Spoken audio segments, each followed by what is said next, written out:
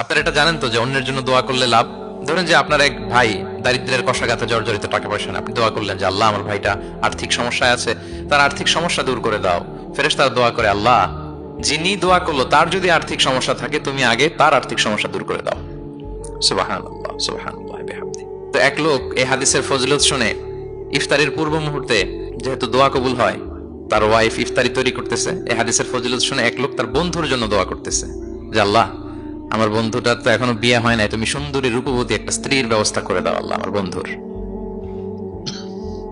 এই দোয়া শুনে তার স্ত্রী তো রেগে মেগে আগুন, সেই ইফতারি টিফতারি রেখে দিয়ে এসে বলে, এই এত বড় সাহস, কি দোয়া করো এসব উল্টাপাল্টা?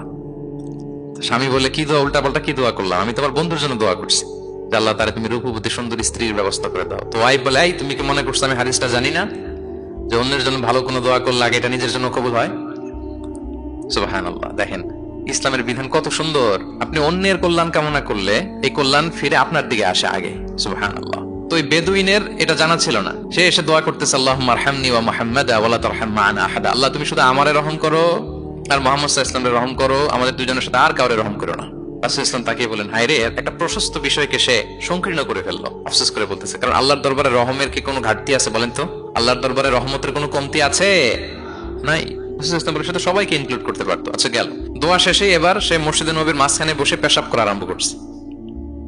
এবার তো সাহাবারা রেগে মেগে আগুন, কি এত বড় সাহস, মসজিদে নবীর মাঝখানে পেশাব! সবাই উদ্ধত হচ্ছে, তাকে মারতে যাবে। রাসূল ইসলাম সবাইকে সামলালেন, থামালেন, বললেন, রাখো রাখো রাখো, ছাড়ো, আগে সারতে দাও।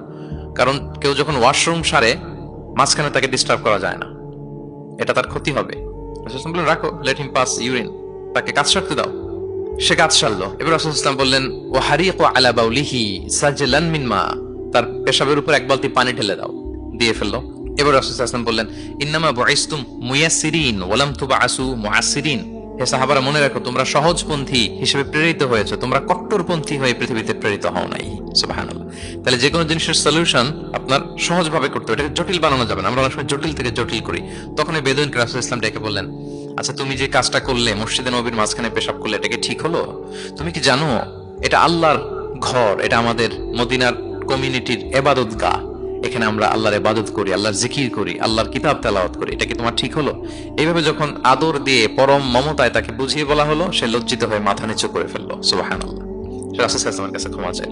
আপনি কোমলতা, ভালোবাসা দিয়ে যা জয় করতে পারবেন, কঠোরতা দিয়ে সেটা পারা যায় না, খেয়াল রাখবেন। ভালোবাসা দিয়ে যেভাবে আপনি মানুষের হৃদয় জয় করতে পারবেন, কঠোরতা দিয়ে পারবেন না। এজন্য ইসলাম ফ্লেক্সিবিলিটিতে বিশ্বাস করে। ফ্লেক্সিবিলিটি, লা ইউকাল্লিফুল্লাহু নাফসান ইল্লা উসআহা। আল্লাহ সাধ্যের বাইরে কাউকে কখনো কিছু চাপিয়ে দেয় না। এজন্য ইসলামকে সহজ করে উপস্থাপন করতে বলেছেন তিনি।